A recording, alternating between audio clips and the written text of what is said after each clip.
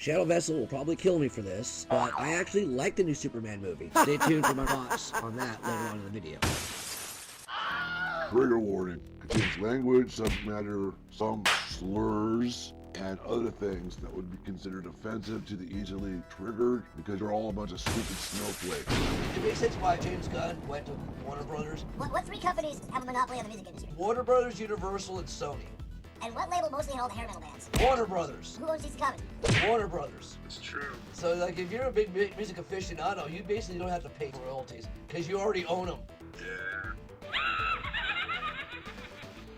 This video is brought to you by absolutely nothing. But why? Since they merged with Twins Death, they merged with the Discovery, and Zaslav just canceling shit left and right. Or worse, like, only one TV can be watching Max at a time. So I mean, basically, if you're watching Game of Thrones or something in one room, and your daughter's watching, like, I don't know, Euphoria in another room, you can't watch BS, Justice League, and then what movies did they make after that? Dumbass Suicide Squad. Shazam turned out to be cool, but I was really hoping that Shazam would turn up in Justice League 2. We never got that. Why would you do that? Why would you do any of that? You'd rather watch clickbait, shills, or agenda-driven douchebags whose biases are showing. That's our agenda! No thanks to you. I mean, come on! Every fucking cool thing we got, they were just like, you know what, we don't want that. Instead of Cyborg, should have been Martian Manhunter story. Come on! The Teen Titans. What? You ain't gonna watch this video, but if you do, like, comment, and subscribe to make the algorithm not. Fuck me! And if you really like what you see here, support us on Patreon. What's up?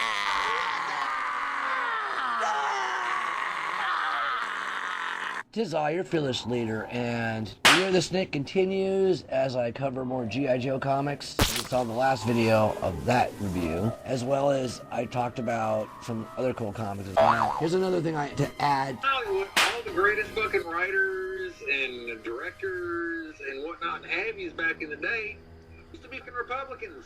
Alright? Fucking John Milius. Not let him make anything new. He will not let anybody else become the next fucking John Milius. You know how many other fucking people out there like him that we could have had fucking making movies all this time? But right? No.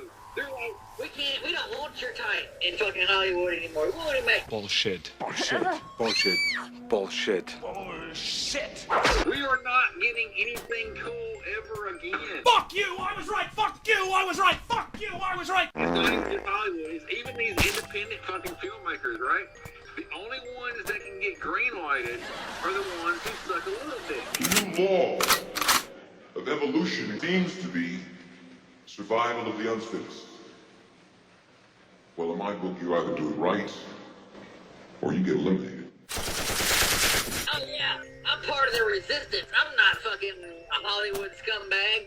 But yeah, you are. What the fuck? Like, how did you get to an unfucking original fucking place in storytelling? Have you heard of the Nacelleverse yet? What the fuck are you talking about? They did these documentaries. Someone once told me Autobots, roll out. that all it takes is one. No turtle on the shelf.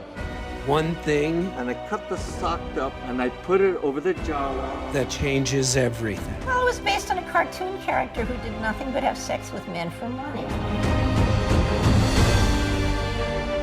For us, The system. that thing was a TV show. Feed the beast. And the name of that show was The Toys That Made Us. And through making these documentaries, we're able to like find these forgotten IP toy brands. They're making their own universe out of it. I am not a destroyer of companies. I am a liberator of them. So everything from RoboForce. Max Steel's RoboForce! Presenting Ideal's RoboForce. Max Steel, the leader, and the brave RoboForce warrior robots with Crusher arms and Ripper bases, each with their own special power. Together, they battle the forces of evil, Hunvered the Conqueror and his fierce warriors. Power Lords. Power Lords! Extraterrestrial warriors. I am Lord Power, leader of the Lords. Riptide and Rhaegar are attacking. We must help Psyduck defend Balkan Rock. Wild West Cowboys of Moo Mesa. From out of Moo Mesa, a new legend is born. Heroes with hooves and hides and horns. Wild West Cowboys. Sectars. In the far reaches of the universe is the star planet Symbion, a perfect world until their biological experiments exploded. creating an exotic realm beyond all belief. As mutant life forms ravaged their global paradise, a new and incredible species emerged, the Sectars. With Prince Dargon leading his warriors of the Shining Realm against the evil General Spytrack. Biker mice from Mars. Yeah! Throttle, Vinny, Moto, biker mice on battle bikes with the firepower to stop the evil Plutarchians. Or all at its own university. Yeah, and they're gonna fuck them all up. Oh, snap. You just talked. I got the book, I read it. It's very Saturday morning cartoons. Well done! It's 3 simple stories. First is an introduction to the entire Nacelleverse from the point of view of the great Garloo. Garloo the Mighty. Garloo the Untamed. Garloo the Terrible. Who can stop him? Who can control this monstrous creature? You can, kids, because Great Garloo by Marx is yours to command. With these battery-operated controls, you can make Garloo go, stop, bend, pick up, turn. Yes, Great Garloo, almost 2 feet tall, will be your faithful servant. You name it, you're the boss. Whose planet blew up and finds out at a spaceport, where he meets a smuggler named Lipa, and their first stop is at the Merv system, home of the Power Lords, and we meet Adam and Shia as they battle Cryptog and Rhaegoth. And of course, Garloo gets all big and saves the day. Next stop, Symbion, home of the Sectars, and he meets obviously Dargon and the princess chick. Then the next stop is the Milky Way galaxy, where they land on Mars, home of the biker mice from Mars. We learn that the smuggler guy is actually a scumbag working with the villain. He makes alliance with the biker mice from Mars, and the general of the mouse army takes them to Earth. And while on Earth, meets RoboForce and ends up working in Detroit. The biker mice from Mars and their basically origin story of how they joined boot camp, joined the resistance, and fought the Plutarchians. And then... Looking forward to that cartoon because Ryan Reynolds is behind that. It's a prequel. They did a lot of changes to it, because what destroyed RoboForce had the horrible timing to coming out a month before Transformers came out. So you as a kid, what are you going to pick? You're going to choose the Transformers, or at the very least, GoBots. Well, that went well. I would just own a fucking Transformers series without somebody sucking somebody else's dick. Okay, faggot, what's next? You need to read the fucking Energon universe, dude. It came out years ago, dude. There is nothing new coming out that's worth a fucking damn. Actually, Destro, and boy, is it an awesome follow-up to the Cobra Commander book. But, oh, dude, Destro is in his most awesome glory. I have no time for childish games. It takes place, like, right after the events of Cobra Commander. I was rather good, wasn't I? As well as Duke. The famous leader of the G.I. Joes. I don't know what your game is, Cobra. It literally opens up with an insurgency of the Republic of Darklonia, which, you know, is a third world country that used to be ruled by Destro's cousin Darklon. And, well, Darklon ends up taking over the country thanks to Destro and Mars Industries. And they unleash the Battle Android Troopers, but the problem with the Battle Android Troopers is they can't tell friend from foe, so they just attack everything. But they win, and the original Prime Minister offs himself. Of course, Cobra Commander's not very impressed by the Battle Android Troopers, so he's also working with Twin Axe and motherfucking Zaymot. Meanwhile, another rival, this chick named Chameleon, comes in with her Overkill project. Meanwhile, Destro's doing a arms dealer show. Overkill's drones destroyed. Destro thinks it's the twins doing it. And then Destro decides to just meet up with the twins. They're kind of set up a truce, but they don't want a truce, so they just have a gentleman's agreement. Then Destro goes to a secret hideout that no one knows about, but Chameleon shows up trying to kill him and has some nanotechnology that like blocks any like radio waves, and so Destro can't use his wrist-mounted rockets. Meanwhile, Mercer and Scrap-Iron realize the twins weren't involved. We learn his origin story. Many years ago, one of my ancestors was convicted of witchcraft. Stop him! Let me go! He was forced to wear a mask over his face for the rest of his life. His descendants were so angered that they vowed to fight the forces of law and order forever. we shall all wear masks until law is sacrificed upon the altar of history. And Destro's telling this whole story to General Flag, because apparently Mars Industries has been selling their arms to the U.S. government, showing how corrupt everything really is. Realize the one who sold out Destro's company to the twins is Darklon. No ending! Twins realize the failure of the Battle Android Troopers. No ending! Destroy goes to a party, looks all pimp, and meets up with Chameleon. He learns about Overkill program. No ending! Really starting to piss me off. Big old battle royale. The twins and Destro realize they need to like set up an alliance of work for Cobra Commander. And then? The epilogue is Destro blows up fucking Overkill. Finally, Darklon, for his betrayal, gets his mask fused on his face, and Cobra Commander sees a transformer. Everybody got that? I'm just looking forward to more energon stuff. Really? Why? The Sunbow universe turned up a notch. Where the fuck's the Inhumanoid? Humanoids! Humanoids! The evil that lies within.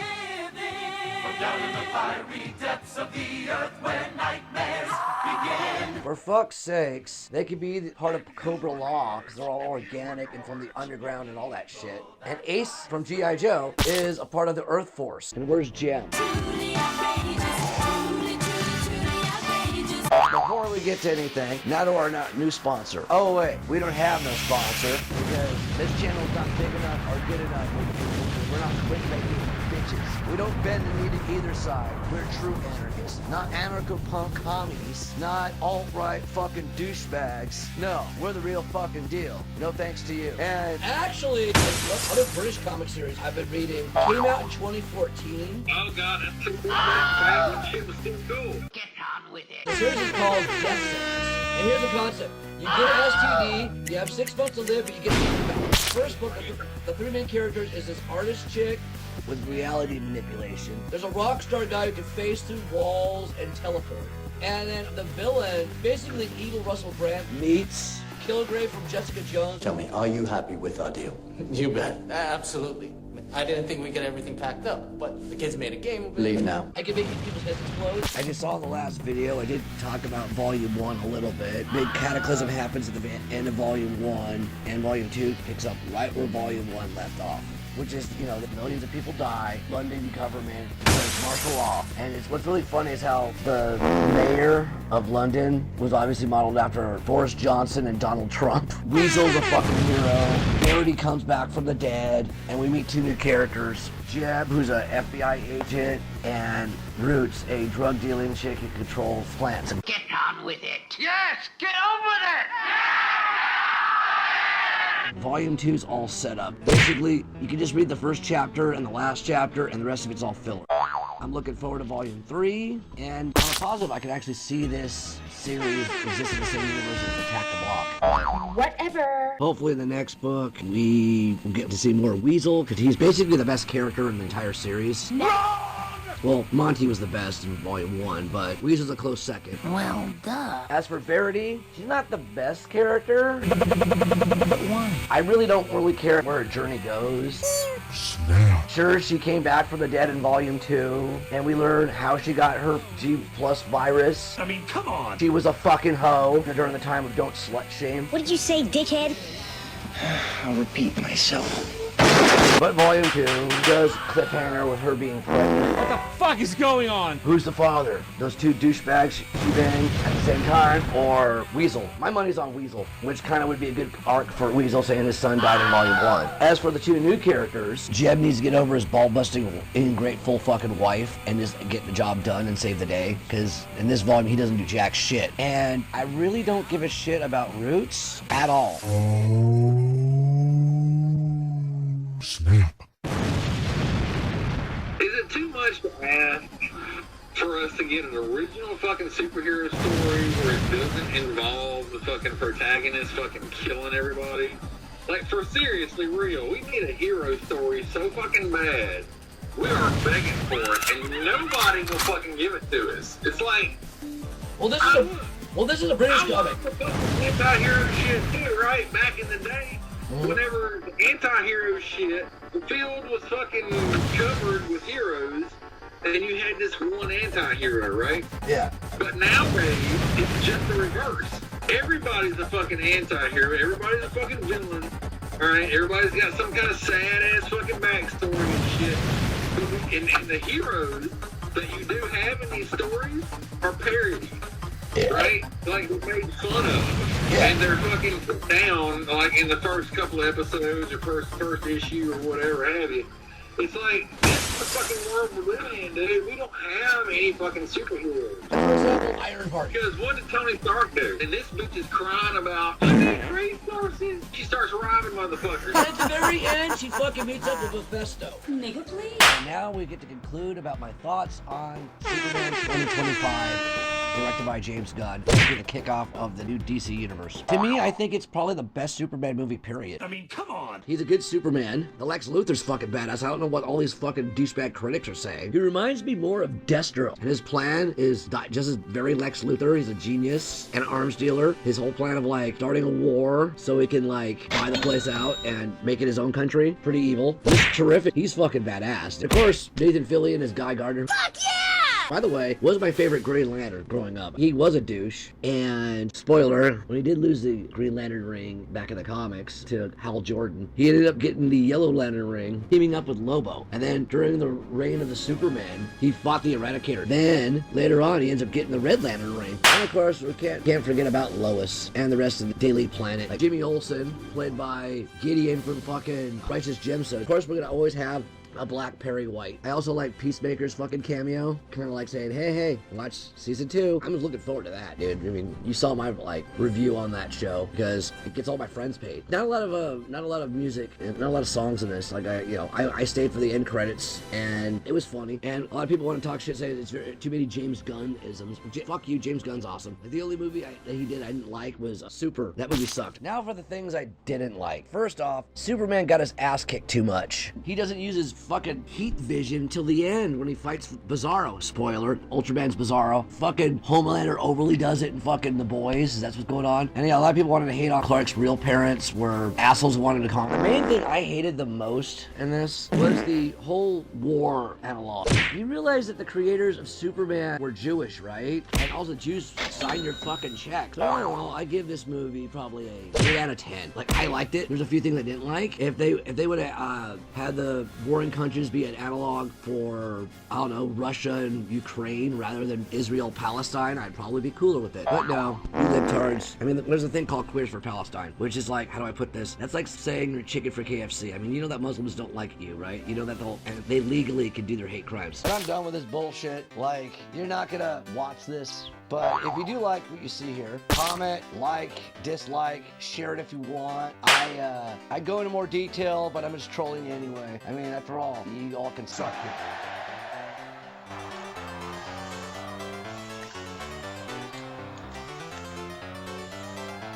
See you at Comic-Con.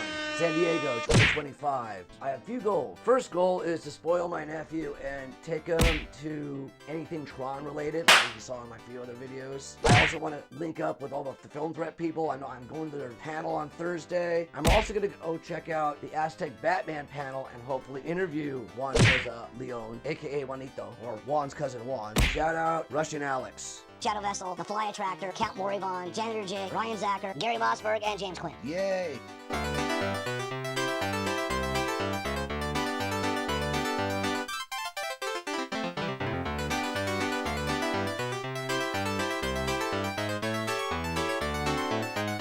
mean, at least with Disney Plus, they have the Hulu. They have a Hulu Disney Plus package. So if you get, you have Hulu and you have Disney Plus. You have multiple things to watch. You don't just have Disney. And then Netflix you can watch on multiple TVs. But that's why I prefer watching Tubi over any other app.